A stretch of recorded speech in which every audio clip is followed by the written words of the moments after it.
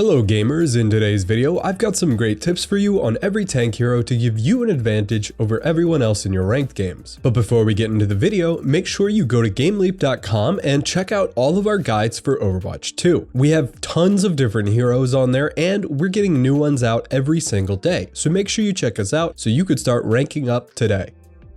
First up, we have Diva, probably one of the strongest tanks in the game. With Diva, usage of her defense matrix is going to be the main thing that separates pro divas from just okay divas. The best thing that you can do as a Diva player is be aware of the enemy cooldowns. As Diva, you can very easily save your teammate from a Roadhog hook with a quick usage of your defense matrix, or maybe you can even eat that pesky anti-nade that stops your teammates from dying. The first thing you should do when playing Diva is be aware of the enemy's team composition and any abilities that you would deem necessary to eat. The highest priority for these abilities is usually going to be Ana's whole kit with her sleep dart and her nade, Roadhog hook. You can't really eat the hook, but using defense matrix on the Roadhog after he hooks will stop him from finishing your teammate off. You always want to be looking out for any big ultimates that are projectiles or even hit scan like Soldier, Pharah, and Hanzo, and then finally some small stuff like Moira orbs or just anything else. An easy way to be aware of these abilities is to try and listen for their sound cues. Almost every ability in the game has a distinct sound cue that will allow you to just listen for it, and as soon as you hear that Roadhog hook or that Ana nade splash, you can look for the DM on your teammates so that you can save their life. The next tank is Doomfist. Doomfist is very underutilized right now, but he can be very strong in the right hands. One of the easiest ways to actually secure Doomfist is with your power block punch combo. Doomfist's power block ability reduces all damage he takes by 80%, but the best part is that if you block 90 or more damage, it empowers your next rocket punch. It gives 50% damage, 50% speed, boosted distance in the punch, and boosted knockback. Best of all though, it stuns the target if they hit a wall when punched. This is going to be your main way of securing kills as Doomfist. You want to use your seismic slam to either get near the enemy team or get in front of them, then use your block ability to absorb damage and pick a target that has a wall to their back to punch them into the wall quickly, finishing them off with your primary fire while they're stunned. Now, one final tip for Doomfist is you can actually use your seismic slam and cancel it by charging up your punch in mid-air. This can allow you to do some really crazy plays on flying heroes or on enemies that are on the high ground. Did you know Junker Queen actually has a form of lifesteal? Anytime Junker Queen uses an ability that causes wounds, she heals all of the damage that the ability would deal. This could be a really great way of sustaining against other enemies whenever you're going deep into the enemy's backline. Her quick melees actually deal 15 damage over 3 seconds, so that makes her melee deal a total of 45 damage while healing her for 15 health. This healing isn't really great, but in a pinch or if you run out of ammo, it could save your life by dealing that extra damage and healing you just a little bit. The real healing from Junker Queen is going to come from your Carnage ability and your ultimate. One great tip for Junker Queen's ultimate is that it can be used to counter other big enemy ultimates like Transcendence, as it applies anti-heals to everyone it hits. Most of the time, if you just use your ultimate to go into the enemies, they'll all turn to focus you, and depending on the amount of enemies you can hit, this can actually be fine. Due to the 100 damage over 5 seconds your ultimate deals and the 100 healing over 5 seconds per target it hits can easily sustain the enemy's focus if you hit enough. One thing you need to be very careful about when you're using your ultimate is to make sure the Kiriko on the enemy team, if they have one, does not have her Suzu up, as that can easily cleanse the anti-heal that you apply. Orisa can be an unstoppable force when played correctly. One huge tip for Orisa is trying to bait the enemies into following you into small rooms, or try and position yourself so that you can force the enemies to have walls at their back. This allows for really easy usage of your javelin to stun them against the wall, dealing an extra 40 damage and giving an extra stun, allowing you to quickly finish off any DPS or support that is hit by your javelin. Another tip is to save your Fortify for after you take a big chunk of damage. Your Fortify gives damage reduction and a burst of 125 over health that fades away when the ability is over. You could easily bait enemies into committing into fighting you, then using your Fortify to turn the fight around while they're overextended. extended. The biggest tip for Reinhardt players is try not to get hit by Ana's anti-nade. It might seem simple, but good Ana players will always be waiting for you to drop your shield so they can hit an easy anti and let their team finish you off. If Ana is constantly anti-nading you, then you need to start by baiting her nades out before you engage with the enemies. This can be as simple as dropping your shield while keeping an eye on the Ana and then immediately blocking when the nade comes flying at you. From there, you'll have free 12 seconds to start swinging at the enemies. Another big tip for Reinhardt is baiting enemies into your charge. When you're taking a lot of damage as Reinhardt and you're backing away, you can easily back away into a small hallway that is the opposite way of your teammates, and when the enemies follow you into that room thinking they're going to easily finish you off, as soon as they turn in the corner to come into the room, you can use your charge to charge all the way back to your team, carrying that enemy who chased you into that corridor all the way with you. Some people may not know, but Roadhog's healing ability actually gives him a 50% damage reduction buff. This can very easily allow you to tank huge damage abilities like Diva Bomb or Junkrat Tire without even caring. Not only that, but you can easily use his healing ability while you're anti-nated. And this might seem kind of weird, but if you get that damage reduction while you're walking away, you can get the heals from your teammates either way, but surviving is the main goal there. As Roadhog, you really don't want to be flanking. Well, you do, but not all the time. If you're constantly flanking as Roadhog and you're leaving the enemy team to just deal with your team and you're kind of looking for picks on the flank, the enemy frontline is probably just going to destroy your DPS and support as they have no frontline to hide behind. There are some times though that you can quickly take a short flank from the frontline to the enemy backline mid-fight, but it should not be your primary strategy as you could very easily play near the enemy tank, then mid-fight while everyone's distracted, you could start inching up closer and closer to those juicy support or DPS players that are positioned in your hook range. You also shouldn't just be throwing hooks out and hoping for the best. Make sure that you're actually trying to land 100% of your hooks. If,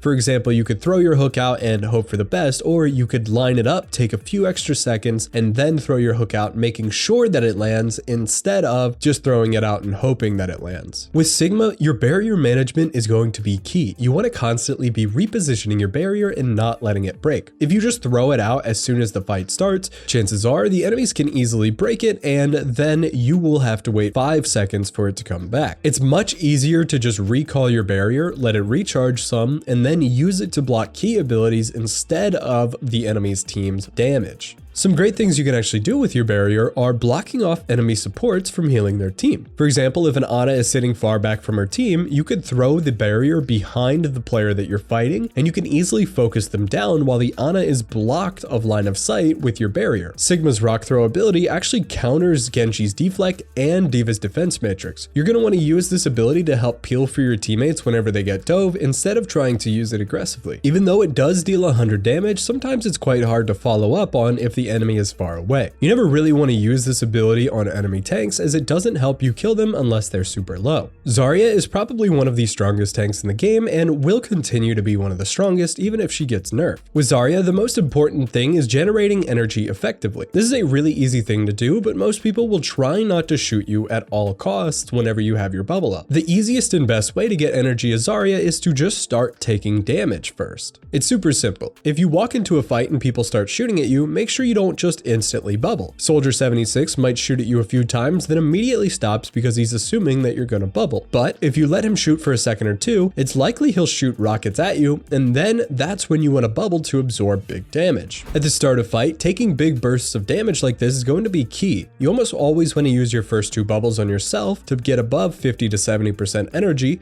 then you can start playing more passively. You can play passive until you get at least 1 bubble back up, then having over 60% energy and 1 bubble is going to be your best position for Zarya. You could start playing more aggressively, but you shouldn't be wasting your bubbles on yourself constantly trying to keep 100% energy. You should be saving 1 bubble for defensive purposes, and then whenever you get close to your second bubble, you can use one of them to recharge energy. Making sure that you save 1 bubble for your teammates or yourself can easily let you escape really bad situations with your energy up instead of dying and having to recharge it. Winston will almost always need some sort of support from a teammate to actually successfully dive enemies unless it's against a solo enemy support or DPS. You should try and coordinate your jumps with your teammates, or if your teammates don't want to communicate with you, jump onto a high ground so that you can control it and tell your teammates to group up so that you can easily just drop off the high ground onto the enemy team, and then all you have to do is jump back up whenever you get low, wait for healing, and then repeat. The easiest tip for Winston is to make sure that you are walking in and out of your bubble whenever it is placed down. For example, if you drop your bubble, run to the edge of it and then go back in and out of it while you're fighting the enemies so that they can't easily finish you off. This is a really easy strategy, and it's very simple if you are just constantly straddling back and forth in your bubble as an enemy is trying to follow you back and forth in and out of the bubble. And one last tip is try and land a melee before you land your jump so that you can get a higher burst of damage when landing on an enemy. Lastly, we have Wrecking Ball. One thing so many people don't do correctly with Ball is actually shoot with his primary fire. It deals up to 125 damage per second, which is insanely strong. You can easily use your pile driver to damage and knock enemy supports into the air, then finish them off as they fall down with your primary fire. You should constantly be swapping in between rolling form and shooting as you're repositioning. Try not to just roll through the enemy team and then roll back through doing literally nothing. Lastly, his adaptive shield is actually blocked by enemy barriers. So if the enemy team is blocked by a Reinhardt shield or Winston bubble, make sure they have direct line of sight to you before using your shield, or else you won't get nearly as much overhealth. That is all I have for you guys today. Thank you all for watching, and I hope to see you in the next video. Make sure that you check out our Overwatch 2 website. It is constantly being updated with new guides on every single hero, so make sure that you check out the website link right now in the description, or go to GameLeap.com and sign up today.